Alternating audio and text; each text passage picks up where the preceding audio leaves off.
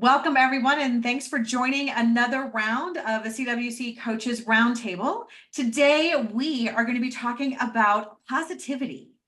And to most people that I'm talking to right now are positive that things suck.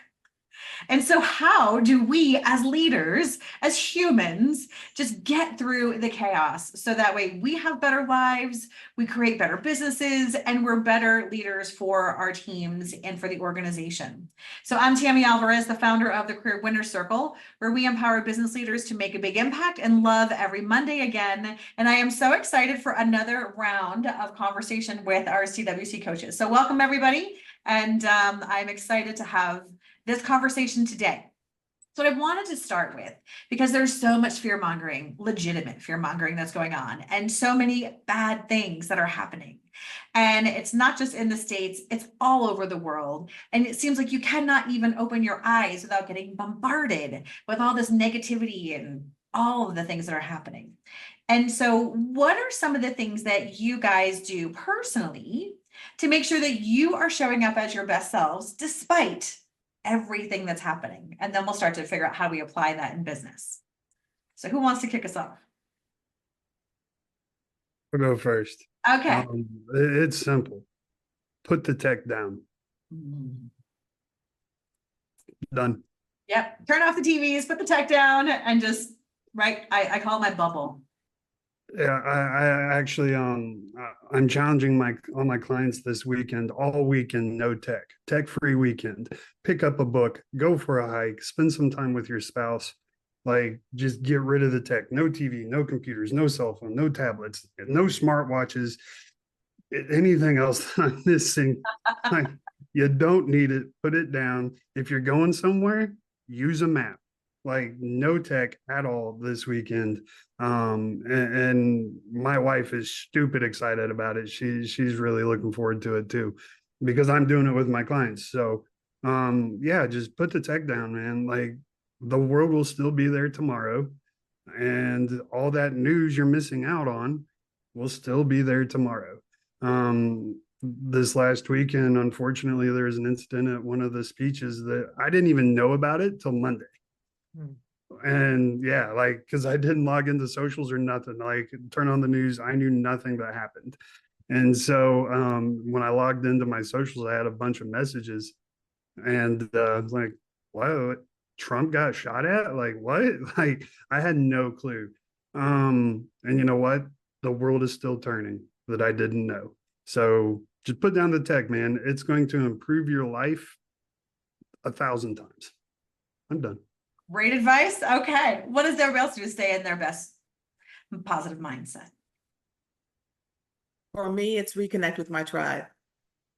My tribe is everything. I am never more smart, attractive, critical, thoughtful, the baddest thing walking, except then when I'm with my tribe. They are just the most wonderful, beautiful people walking the earth. And the fact that I get to hang with them, they think I'm one of them.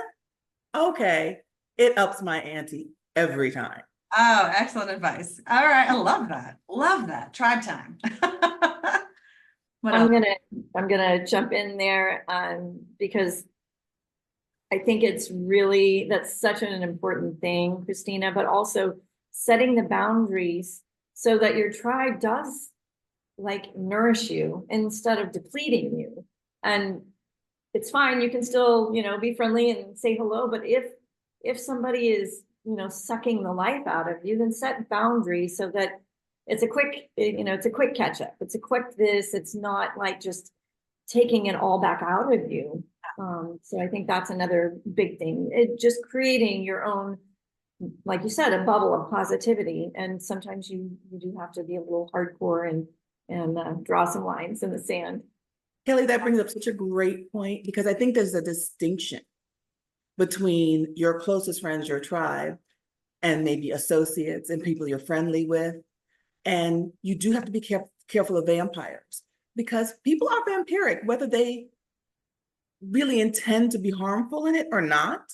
It's just human nature. It's like, oh, you've got energy, you've got positivity. I want that. I'm going to suck it out of you. But energy vampires. Yes. Yes, and in your tribe, those are the people who can set that aside and put you first. Or that's just how they move in the world. And so they help you to move in a more positive way in the world. But I absolutely agree with you 100%. You have to be careful. Awesome. Love that. Tiffany. Hmm. So for me, my mindset, that positivity, the energy, is there and is sustained through feeding and nurturing the spiritual side of Tiffany, right? Recognizing that need and taking the time in the morning to feed it. So for some people, meditation is emptying the mind. And for me, meditation is filling it with something positive, being still in those moments and growing from that. And taking the time to reflect. I try to say 1 to 3 good things.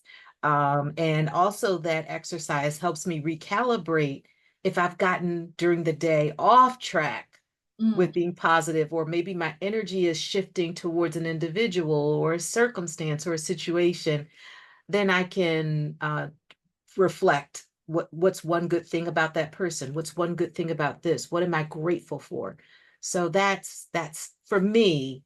I find that to be very, very anchoring and helpful. Yeah, absolutely. And That's, oh, go ahead, sorry, Steve. go ahead. No, go ahead. I was just going to say that's so important, Tiffany. And Admiral McRaven did a famous commencement speech at UT where he's talking about the reason in the military they make their beds every morning. And he kind of equates it to, making your bed every morning, you're completing your first task of the day. You're getting your first win in quick, fast, and in a hurry, setting the tone for your day. And, if your day goes to complete crap, at least at the end of the day, you have a made bed to get into, a bed that you made. So like, that's so important. And to what you said, like, every morning before I even step foot on the floor, I have a gratitude journal that sits by my bed. And every morning I write at least 3 sentences of 3 things that I am grateful for, no matter what, no matter how I wake up. If I have a splitting, sometimes I wake up, I have migraines or whatever, no matter what, I write in my gratitude journal. And that instantly sets me off on the right path. Get up, make my bed, go exercise, all those chemicals getting pumped through my body. Then, like you said, meditation, it's so important. Clear the mind, put good thoughts into the mind. Your morning routine to me is like, you can take everything away from me, but if you take away my morning routine, we're going to go fisticuffs. That's going to be a big problem.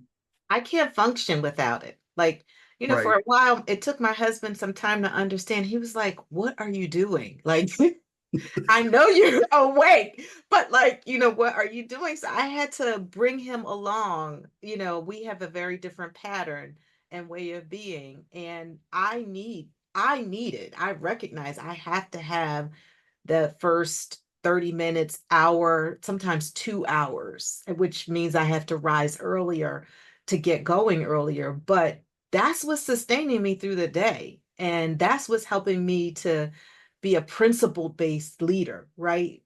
You got to feed your soul with principles in order to be a principled person. So, the reading I do in the morning on scripture, the meditation I do, the prayer, the gratitude process, the exercise, like that daily routine, like you say, Stephen, like I can't function. And I probably am not a nice person or a good person to be around without it. My husband will tell you. Well, you saw me a little grumpy this morning as we were having our meeting, right? But as I was having a cup of coffee this morning. And I think all of this is absolutely amazing. And we should be thinking about this as leaders, because we set the pace, we set the example. And many times, for those of you who are, CWC followers in terms of what we have to say and the ideas that we share, we talk about being able to have the opportunity to lead with urgency or to lead with panic. And I think it's the same thing from a positivity perspective, not necessarily Pollyanna, where, we're just going to put our head in the sand and pretend none of this stuff is happening, but we do have a choice in how we respond to this. And I do all the things that you guys talk about. I turn off the tech and I get my time in nature, because that is where I recharge. But the one thing I have found as a leader that really helps me stay in that mindset for myself and for my clients, as well as for our team, is I've built a practice of intentionality Mm, where before I do anything unique in the day, I will take 60 seconds and be like, how do I want to show up for this in this moment? And what do I want to be? And how do I want to be there for other people? So whether it's a one-on-one with one of you guys, or a coaching session, or a sales call, or, a press interview, it doesn't really matter, but taking that minute to just get rid of the junk and, okay, I've got the next 30 minutes deserves my entire attention. So what is my intentionality there? And I find that personally, that helps me stay in that positive mindset, because you just kind of get rid of all the crap. I'm focused on the next hour, the next 30 minutes, whatever, and let's get the best out of this for myself and for those that I'm engaging with. So hopefully some of these things are going to help you. Those of you who are watching, just build your little bubble, find your happy place, and build these practices that are going to help you be strong so you can be there for everyone else.